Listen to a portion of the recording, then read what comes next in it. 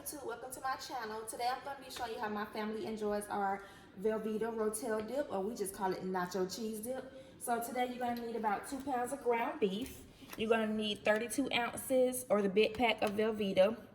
You're going to need about a cup of salsa, whatever, mild, medium, hot, whatever your family likes. You're going to need about a tablespoon of taco seasoning, some garlic powder, black pepper, and 2 cans of Rotel, whatever variety you enjoy. We have some fire roasted Rotel and the Mexican style lime and cilantro Rotel. And optional, I like to add some jalapeno peppers directly into my cheese salsa.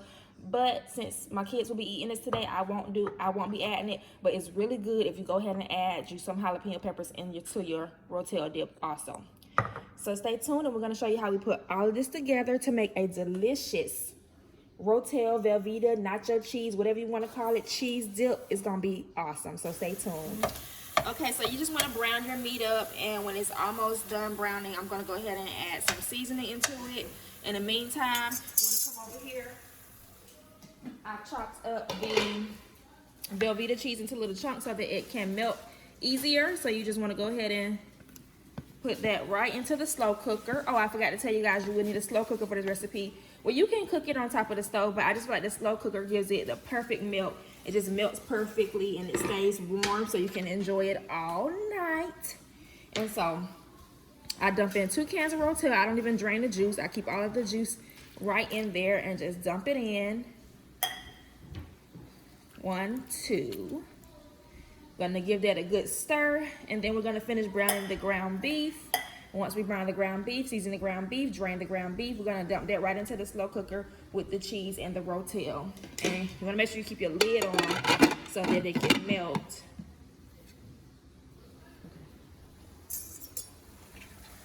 The meat is cooking. I've seasoned my meat while it's cooking, and so that the flavors can like soak into the meat instead of just being on top of the meat. So this is a tablespoon of taco seasoning, any taco seasoning that you like.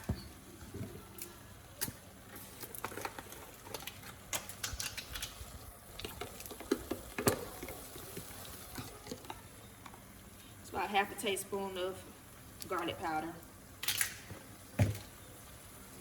And of course, black pepper. So after you do this, here I go with this black pepper, grinding forever. Woo! Okay. Of course, you just mix it all in. You let this cook until it's browned. Once we do that, we're gonna come back and drain the grease from the ground beef before we add it to the slow cooker. So we'll be back. Okay guys, so my ground beef is browning. I didn't add any oil to this pan. I only added the ground beef and the seasoning. But as you can see, if you look closely, all of that grease from the ground beef. You don't want to just dump your meat directly into your pot with your sauce, because it will be really, really greasy. Really greasy. So please go ahead and drain your ground beef. So we're gonna take this over to my sink where I have my strainer ready. And I'm just gonna pour the meat into the strainer and allow the ground beef to drain. Get all of my meat, we need all of my meat. We're gonna let this ground beef drain all of that grease. We're gonna let it drain all of that grease. So I'm just gonna sit this here in this pot on the counter and let it finish draining. And let's take a look at the Rotel dip so far. So I went ahead and I gave it a stir. You can see it's starting to melt. I did put my crock pot on high just so it can start melting. And go ahead and get a start on melting. But once it starts going, I'm going to turn it down to low. So as soon as my beef finished draining, we're going to see me add that into here. And we'll be almost done. This recipe is so quick, you wouldn't believe it. Okay, so once you've let your grease drain from your meat, You're going to take it on over here to the crock pot. And in goes the meat. We're going to give that a good stir until it's all mixed in. And then we're going to let this just melt all together before we add a few more things. So guys, this is also optional. I'm not gonna show you the brand because this is not the brand I prefer, but you can also add some queso dip to your cheese to make it cheesier, which I am going to do now. As you can see, it's not done melting yet. So I'm gonna go ahead and add some additional queso cheese in there that I had on hand.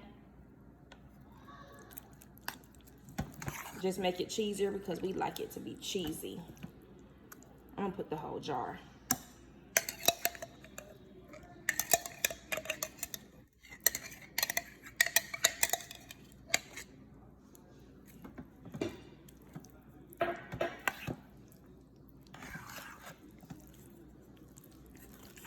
And we're gonna go ahead and add some salsa. Yeah, that's about a half a cup of whatever salsa you like. Give it a good mix. Here's where I will also add some jalapeno peppers. I want to add some jalapeno peppers so bad, but I don't want my kids saying it's too hot. It's too hot. So take a look at this, guys. It looks good already. It's not even done. Once it starts heating through, it's gonna loosen up. And that's really pretty much all you gotta do. It's so easy, I'm telling you. So easy. So we're gonna let this go. Heat on up, and we'll be ready to eat soon. Okay, so here we go. The final result. We're gonna leave it in the slow cooker on low so it continues to just stay warm. But it's so good. I'm ready to eat. So you just put it onto your plate, whatever tortilla chips you enjoy. Sometimes we use Doritos. And then you put your favorite toppings on. And I'm gonna show you what my plate looks like after I finish putting all my toppings on.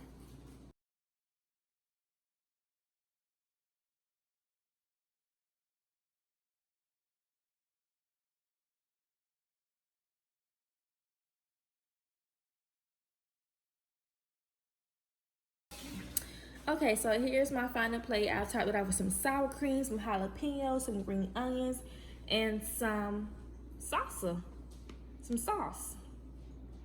All right, let's see how this tastes. That's a good bite. Got the jalapeno on there.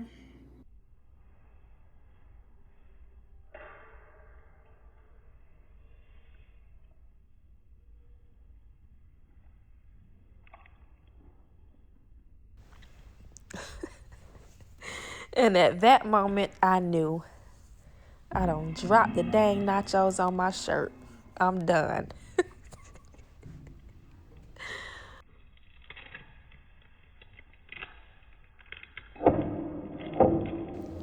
But it was still good, y'all. So don't forget to like, comment, and subscribe.